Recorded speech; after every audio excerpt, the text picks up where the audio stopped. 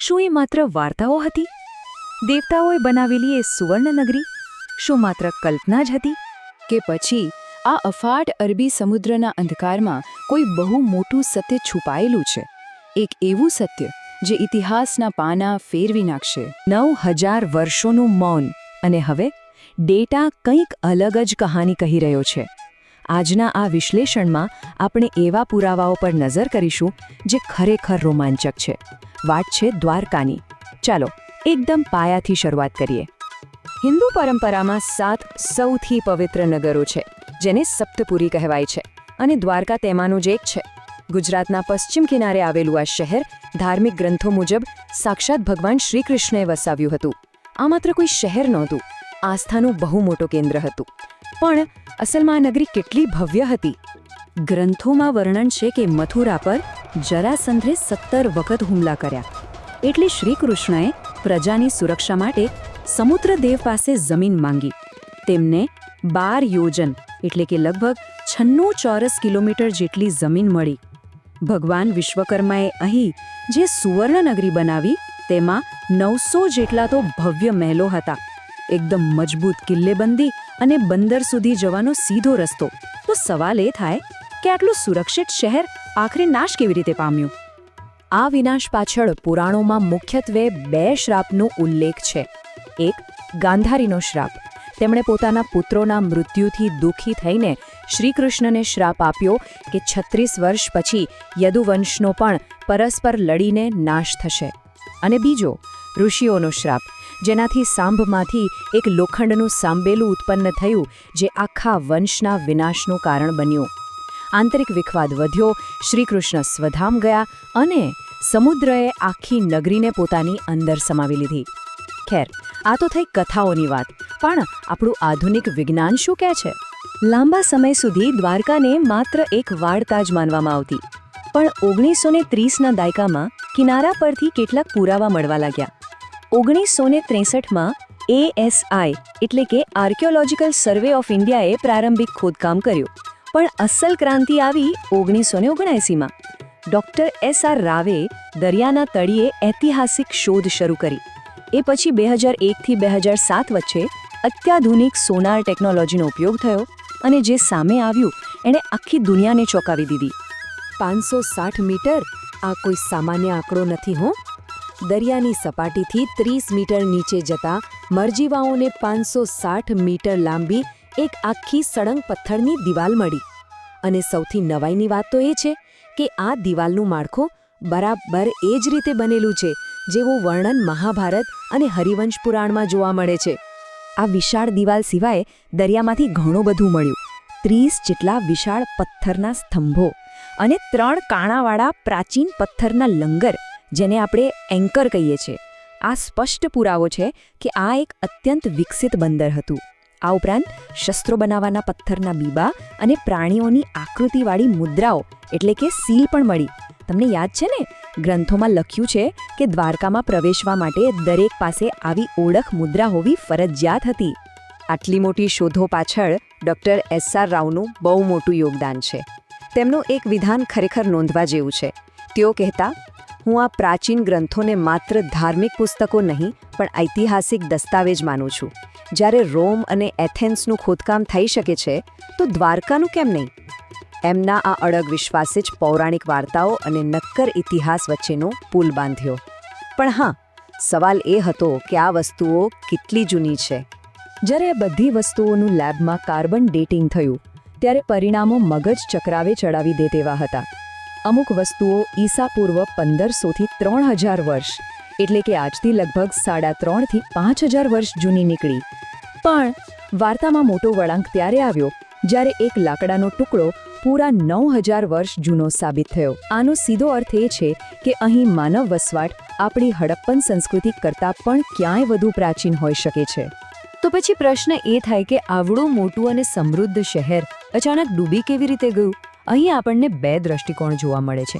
પૌરાણિક માન્યતા કહે છે કે શ્રાપના કારણે શહેરનો અંત આવ્યો, જ્યારે બીજી તરફ છે ભૌગોલિક વાસ્તવિકતા. વૈજ્ઞાનિક ડેટા એવું સૂચવે છે કે સમુદ્રની સપાટીમાં અચાનક અને બહુ મોટો ઉછાળો આવ્યો, જ્યાં આખા શહેરને ગળી ગયો. ડૉક્ટર રાજીવ નિગમની સી લેવલ રાઇઝ થિયરી આ આખી ઘટના બહુ સરળતાથી સમજાવે છે. જુઓ, હિમયુગ એટલે કે આઈસ એજના અંત ભાગમાં દરિયાની સપાટી અત્યાર કરતાં ઘણી નીચે હતી. આ જે ખાલી પડેલી જમીન હતી તેના પર દ્વારકાનું નિર્માણ થયું. અને પછી ગ્લોબલ વોર્મિંગ કે કોઈ કુદરતી ફેરફારના કારણે સમુદ્રની સપાટી અચાનક વધી ગઈ અને નગરી જળમગ્ન થઈ ગઈ. અને સૌથી મજેદાર વાત તો એ છે કે આ વૈજ્ઞાનિક વાત આપણા ગ્રંથો સાથે કેટલી સચોટ રીતે બંધ બેસે છે. વૈજ્ઞાનિકો સ્પષ્ટ કહે છે કે શહેર સમુદ્ર પાસેથી મેળવેલી જમીન પર બંધાયું હતું અને જ્યારે પાણી પાછું ફર્યું ત્યારે શહેર ડૂબી ગયું.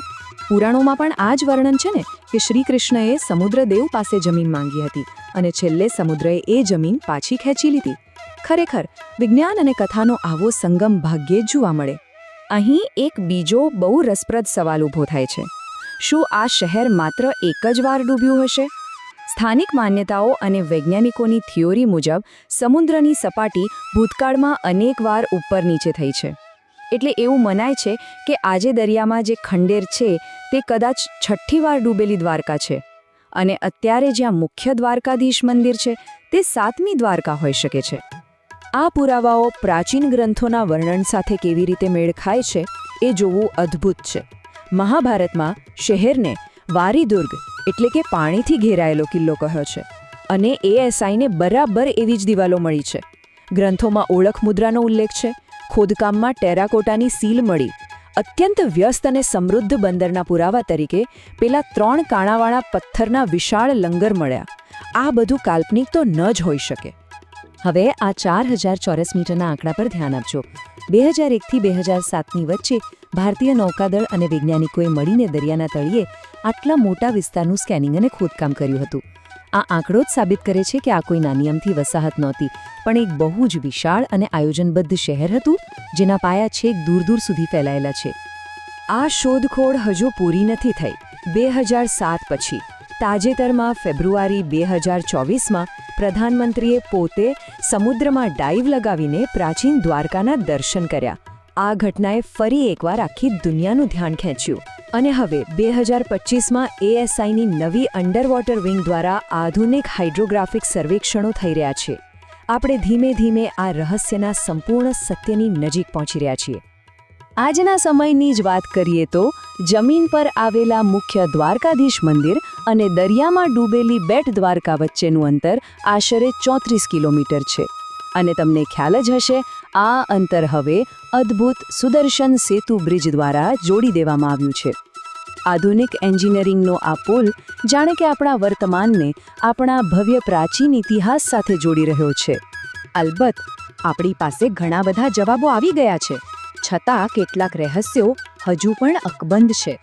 પેલા 9000 વર્ષ જૂના લાકડા પરથી એ તો નથી જાણી શકાયું કે શહેરના સૌથી જૂના પાયાની ચોક્કસ તારીખ શું છે.